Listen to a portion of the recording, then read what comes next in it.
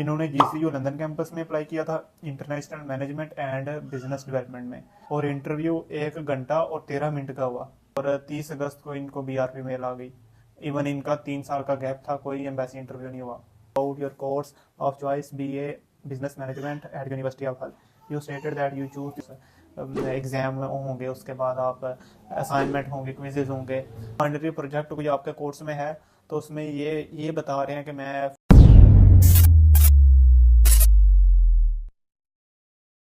अस्सलाम वालेकुम दोस्तों, आज मेरे पास यूके का एक और रिफ्यूज़ल लेटर आ गया है। रिफ्यूज़ल लेटर से पहले मैं आपसे कुछ जो वीज़ा सक्सेसफुल टाइमलाइन है वो शेयर करता हूँ। पहले ही आप बहुत ज़्यादा कहते हैं भाई नेगेटिव वीडियो बनाते रहते हो, नेगेटिव वीडियो में आप सीखते ही हो। कोई मेरा कोई पर्सनली आपके साथ दुश्मनी तो नहीं, मैं आपको रिफ्यूज़ल लेटर दिखा कर डराऊँ जी यूके का अप्लाई नहीं करना। उससे पहले चलें सक्सेसफुल जो हुए हैं वीज़ा उन पर डिस्कस कर लेते हैं। इन्होंने जीसीयू लंदन कैंपस में अप्लाई किया था international management and business development में। 23 जुलाई को इन्होंने वीज़ा अप्लाई किया। इंटरव्यू इनका 1 अगस्त को हुआ था, और इंटरव्यू 1 घंटा और 13 मिनट का हुआ। और उसके बाद पेड इंक्वायरी इन्होंने यार बहुत ज़्यादा की है। पहली पेड इंक्वायरी डिसीजन मेड। अभी मैं आपको बताता हूँ पेड इंक्वायरी से क्या होता है। मैं पिछली वीडियो में बोला था कि पेड इंक्वायरी सिर्फ टोपी ड्रामा ही है, तो ये वाकई सिर्फ टोपी ड्रामा ही है। अभी इन भाइयों ने पहली पेड इंक्वायरी की, डिसीजन मेड। दूसरी पेड इंक्वायरी की, वीज़ा डिसाइडेड। तीसरी पे इनका केस एस्केलेट हुआ। उसके बाद चौथी पे फिर केस एस्केलेट हुआ है। पांचवी पे डिसीजन वेटिंग पे आ गया। तो खुद अब अंदाजा लगा लेंगे, पेड इंक्वायरी को लेकर टेंशन लेने की कोई बात नहीं है।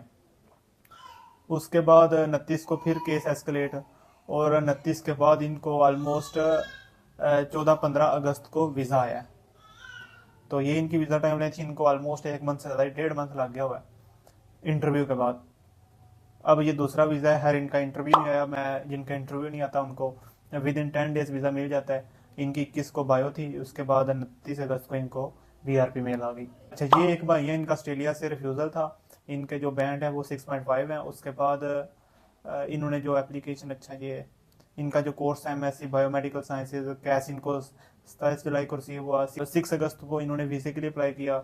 उसके बाद 15 अगस्त को इनकी बायोमेट्रिक हुई, और 22 अगस्त को इनका वीज़ा आ गया डायरेक्ट। अब ये एक और है university of Suffolk MSc international business management, direct bio पे आते हैं। 22 जून को इनको बायो हुई, और 30 अगस्त को इनको बीआरपी मेल आ गई।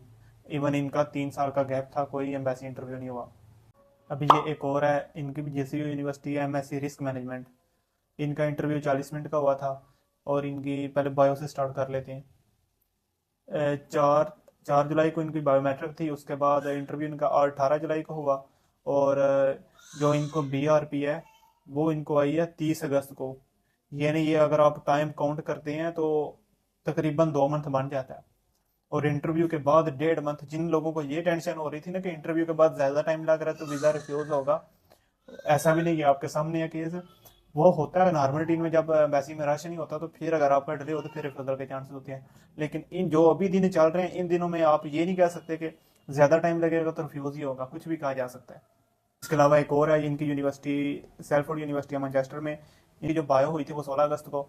उसके बाद एडिशनल डॉक्यूमेंट इनसे मांगे गए। अब जिन लोगों का ये क्वेश्चन था ना एडिशनल डॉक्यूमेंट के बाद इंटरव्यू आता नहीं आता, मैंने पिछली वीडियो में भी आपको बताया था, जरूरी नहीं कि एडिशनल डॉक्यूमेंट के बाद आपका इंटरव्यू आए। आप खुद देख सकते हैं, इनको एडिशनल डॉक्यूमेंट मांगा गया और उसके बाद इनको डायरेक्ट बीआरपी मेल आ गया। तो अभी आते हैं रिफ्यूजल लेटर की तरफ। इनकी जो वीज़ा टाइमलाइन है वो एग्जैक्ट नहीं मुझे पता। इन्होंने अप्लाई किया हुआ था यूनिवर्सिटी ऑफ हल में, और इनका जो कोर्स था वो था बीए बिजनेस मैनेजमेंट। और अभी डिस्कस कर लेते हैं किन क्वेश्चन की बेस पर रिफ्यूज हुआ है। You have considered the level of course knowledge you demonstrated in the interview. You were asked some question about your course of choice BA Business Management at University of Hull. You stated that you choose this course as I will enable to get best employment, and you were able to list some of modules on your course. However, when asked how you will be assessed on the course, you were unable to provide a relevant answer. This question was rephrased 3 times, and each time you gave unrelated response as demonstrated by following answer. उनसे पहले course के बारे में question पूछा गया, उन्होंने बस उसका इतना जवाब दिया कि मैं एम्प्लॉयमेंट चाह रहा हूँ। इनकी इंग्लिश भी नहीं थी ठीक इतनी। और जो दूसरा क्वेश्चन पूछा गया, आपके कोर्स की असेसमेंट कैसी होगी, जिसमें आपने बताना होता है मेरा कोर्स एग्जाम होंगे, उसके बाद आप असाइनमेंट होंगे, क्विजेज होंगे, तो वो बताना होता है। इन्होंने बस उन्होंने 3 बार डिफरेंट वे से इसे पूछा, नहीं बताने हुआ। तो बाकी अब आगे चलते हैं, जो इन्होंने जवाब दिया था वो एग्जैक्ट देख लेते हैं। Well, as I mentioned, it is 3-year full program. There are many module, and I can say this is starting date is there are by module I study. Sorry, ma'am, I actually like before I starting send my document to the university. ये इनका answer तो आप खुद ही अंदाजा कर लें। अब उन्होंने नीचे जो रीजन लिखे हुए हैं इंटरव्यू वाले ने, none of above response answer the question asked leading to doubt both your English language comprehension and level of research you conducted into your course. I acknowledge that you were unable to state some basic aspect of your course. However, it would be reasonable to expect a genuine student to be able to provide more detailed information regarding their course and how it will assessed. Further more, अच्छा ये उन्होंने वही simple reason ही लिखी हुई है कि आपको पता होना चाहिए कि आपने कोर्स क्यों चूज़ किया, कोर्स के बारे में, कोर्स के मॉड्यूल में, और इवन जो कोर्स को जो कोर्स का असेसमेंट क्राइटेरिया होता है उसका आपको पता होना चाहिए। ये उसने सिंपल लिखा हुआ है। अब जो दूसरा क्वेश्चन इनसे पूछा गया, more when asked if their finally project on your course you responded yes I will finish my education. अच्छा, उनसे क्वेश्चन ये पूछा गया कि आपका जो फाइनली प्रोजेक्ट कोई आपके कोर्स में है तो उसमें ये बता रहे हैं कि मैं एजुकेशन कंप्लीट करने के बाद इंडिया से तो जारी बात अपने कंट्री वापस आऊँगा और आके जॉब करूँगा, ये इन्होंने बताया। और उसके बाद इंटरव्यू वाले ने रीज़न लिखी हुई है, this answer once again does not answer of this question about their for repeated you stated the finally project. अच्छा, अब आगे देख लेते हैं, when asked further question regarding the placement option. ये प्लेसमेंट ऑप्शन क्या होता है स्टडी में, इसका मुझे नहीं आइडिया, लेकिन इस क्वेश्चन को भी आप तैयारी रखें। ये सरकार ने प्लेसमेंट क्या होता है, कोई प्लेसमेंट ईयर का होता है कि आप शायद अपना कोई सेमेस्टर है वो आई थिंक 1 साल की जो एजुकेशन है उसको 2 साल में कन्वर्ट करते हैं, लेकिन आप खुद से सर्च कर लें, मैंने जो सुना हुआ है। तो उसमें यह है कि आपका जो फुल टाइम के पार्ट टाइम इस तरह का कोई हिसाब किताब होता है, मुझे इसके बारे में इंफॉर्मेशन नहीं, आप खुद सर्च कर लें और इस क्वेश्चन की भी तैयारी रखें। You stated I will go for any placement option because I want to do master and return to my country. I will go for MNC. This candidate, your previous statement and leads to doubt your communicate to your chosen course and your understanding of the module of your course. When asked why you mentioned placement option when you did not intended an undertaking a placement, you replied, nice question, that is why every people study to get best study option. When I get degree from USA I will not get facilities.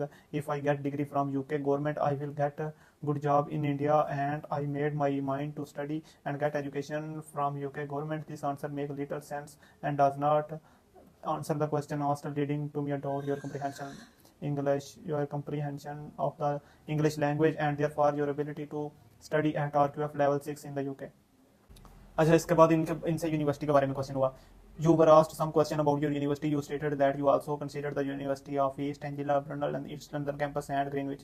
However, when asked about research into these institutions, you were not able to provide sufficient detail, leading me to question whether you considered these institutions as claimed.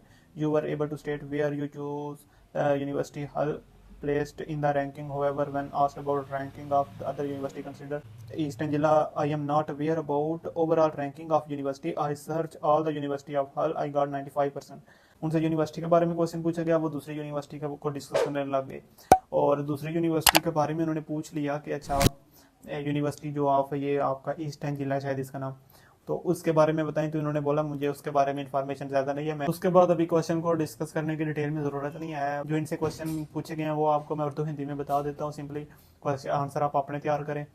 तो उसके बाद जो इन्होंने reason लिखी हुई है interview वाले ने, एक एंड पे पैराग्राफ लिखा हुआ है, वो मैं आपको पढ़ देता हूँ। उससे पहले क्वेश्चन यही था, आपने यूनिवर्सिटी क्यों चूज़ की, कोर्स क्यों चूज़ किया, मॉड्यूल के बारे में इनसे क्वेश्चन नहीं हुआ क्योंकि मॉड्यूल की तरफ ले गए नहीं। उसने अदर यूनिवर्सिटी के बारे में पूछा, वो दूसरी यूनिवर्सिटी के बारे में बताने लग गया। उसने दूसरी यूनिवर्सिटी के बारे में जब क्वेश्चन किया तो इनसे नहीं बताने हुआ, और यही क्वेश्चन थे जो मेन इनसे पूछे गए थे।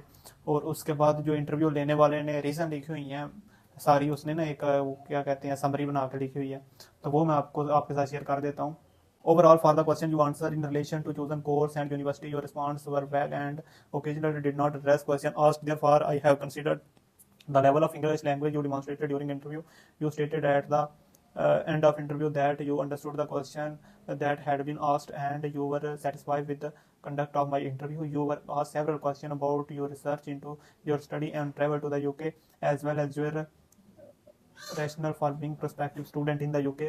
It has been noted that many of the questions had to rephrased as the answer provided by did not appropriate answer the question put to you. There were numerous instances throughout the interview where you failed to answer the question being asked, as well as instances where you stated you could not understand the question, the question work phrased simplicity throughout. However, the number of instances in which question had to be repeated and rephrased on the top of question English. अच्छा, उसने simply यही बोला आपकी research नहीं है, उसके बाद आपको इंटरव्यू में जो क्वेश्चन है वो रिफ्रेश कर करके डिफरेंट तरीके से आपसे पूछेंगे, फिर भी आपको समझ नहीं आई तो आपका जो इंग्लिश का लेवल है वो भी नहीं ठीक, और उसके बाद आपकी जो यूके को लेके, यूके की यूनिवर्सिटी को लेकर रिसर्च है वो नहीं ठीक।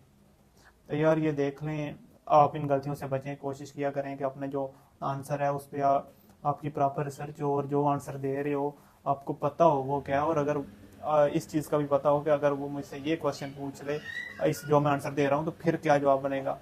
और अगर आपकी कोई फर्दर क्वेरी हो तो आप मुझे इंस्टाग्राम पे मैसेज कर सकते हैं। और आज की वीडियो में इतना ही, मिलते हैं नेक्स्ट वीडियो में, तब तक के लिए अल्लाह हाफिज़।